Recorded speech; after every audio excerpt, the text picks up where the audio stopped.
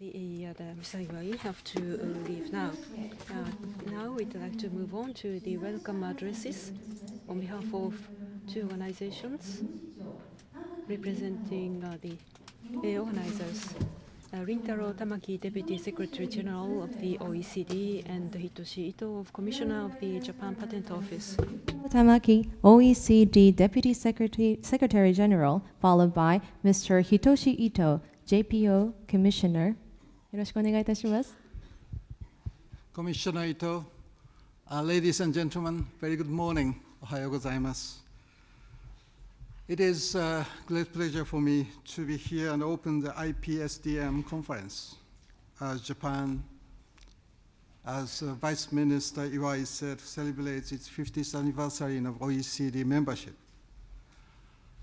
I am also very happy to be here today, as this event represents yet another tangible sign of the fruitful and long-term collaboration between the OECD and the JPO. Over the years, many JPO officials have been seconded to the OECD to work jointly and improving intellectual property-related statistics and analysis. The OECD provides a forum in which governments work together to share their experience to find best practice. We seek solutions to common problems and try to understand what drives economic, social, and environmental changes. The OECD's motto, Better Policies for Better Lives. It reflects the work of our organization, OECD, as a provider of evidence-based policy advice. Naturally, this calls for sound statistics and analysis in support of policymaking. In the current challenging times, there is an even higher premium on robust evidence, reliable statistics, and a better understanding of the dynamics of our economies.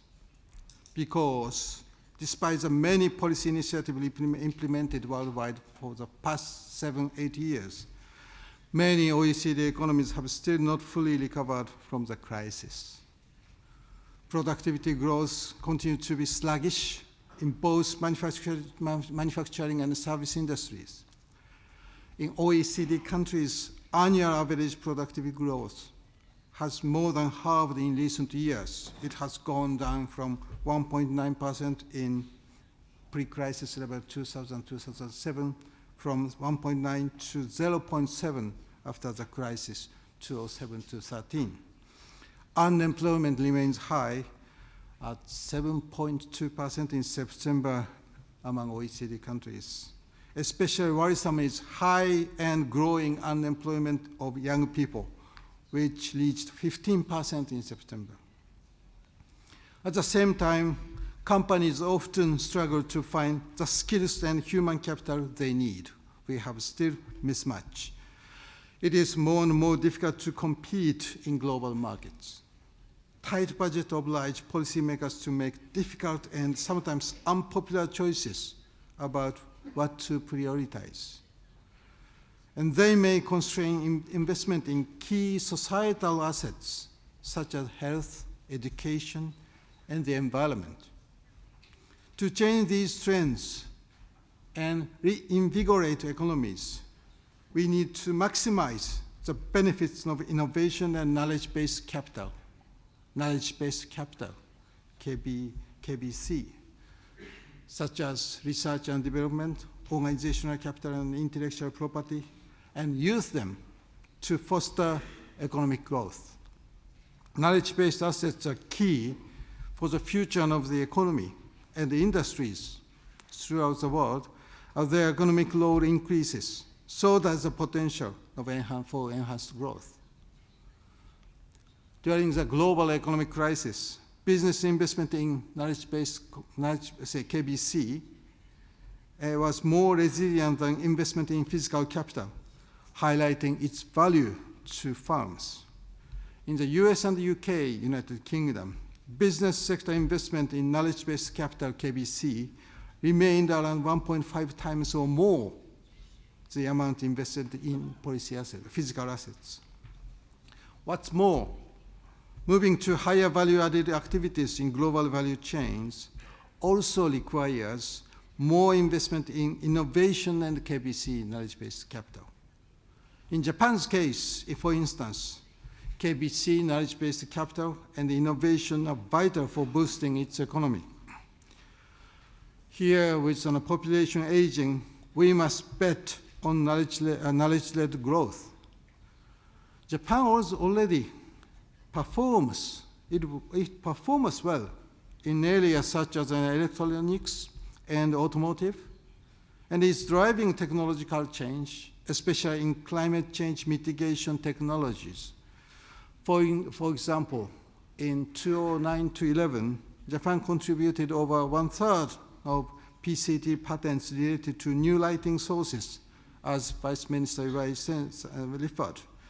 And almost half of all PCT patents related to the electrical propulsion of vehicles. Japanese invention represents 30% of patent field in the 5 largest IP offices worldwide. Japan further features the largest number of high-value patents per capita, namely 107 triadic patent families per million population in 2011. These strengths of Japan needs to broaden. Workers, especially those in mid-career, will need training to learn new skills.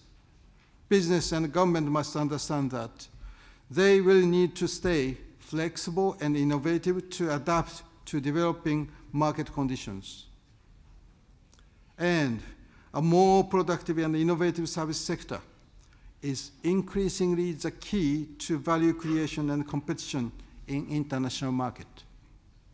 Over the next 2 days, we will discuss the role that knowledge-based assets and intellectual property in particular can play in driving economic growth and addressing global challenges. Distinguished scholars, policymakers, practitioners, and company representatives, they will address fundamental questions such as how do intellectual property rights relate to innovation, competition, and technological development? How does IP affect economic performance at both firm and industry level? Do intellectual property regimes shape participation and positioning in global value chain? How does intellectual property relate to economic growth and development? Can IP help foster inclusive growth and address societal changes such as aging and environment? As we talk about these issues, these questions, we should at the same time reflect on what guidance we can draw for our analytical frameworks. The OECD is engaged in an organizational-wide reflection, the new approach to economic challenges initiative. We call it NAEC. This initiative aims to draw lessons from the past to improve our analytical framework and policy advice. We need to learn for all our stakeholders around all sectors. This is particularly true as we live in a world where knowledge creation and exploitation happens through global networks and markets. This implies coordination within and across industries, within and across also countries, both at regional and global level, as we experience in the cooperation within East and Southeast Asia. Early findings from the OECD's TIVA, Trade in Value-Added Project, reveal the importance of Japan's East and Southeast Asian neighbors for reaching other markets, especially United States, via international trade. 45% of Japan's gross export is directed to East and Southeast Asia, 1/3 of which is then embodied in good re-exported from the region to the rest of the world. East and Southeast Asia, together with North America, have long been Japan's main source of, for instance, foreign manufacturing inputs used in electrical equipment industries. The contribution of upstream Asian suppliers have increased significantly in recent years and has more than tripled between 1995 and 2009. Before I pass the floor to Commissioner Ito-san, I would like to say again what a great pleasure it is for me to be here and to open this important event, which for the first time takes place in Asia and in my home country, in Japan. I'm particularly glad to be here this year, also because 2014 marks an important extension in the breadth of this conference, as its focus widens to encompass the whole spectrum of IP rights, and not only patents. There is a lot still to be learned about the law of IPR as framework condition, IPR as a framework condition, and about the way they shape innovation, technological change, and economic performance. The debate about IPR is often polarized based on anecdotal and weak evidence. We need to understand what we know for sure, what the evidence policymaker can and should rely upon, and what we would like or we would need to know, but I don't know yet. For instance, there is consensus about patent representing an important incentive to innovate, and about patent firms being able to attract venture capital. However, evidence is not as clear-cut about whether and under which circumstances patented invention may hinder further technological developments. Also, we still need to understand the extent to which patent system design shapes important economic dynamics as foreign direct investment, incentives to innovate and participation, and positioning in global value chains.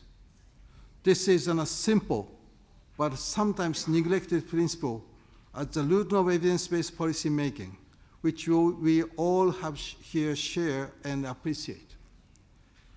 I am confident that the unique knowledge, compelling evidence, and the insightful thoughts that will be shared during this conference will help us to understand how intellectual property system can contribute to sustainable economic growth and improvements in welfare worldwide, and will provide us with important policy insights.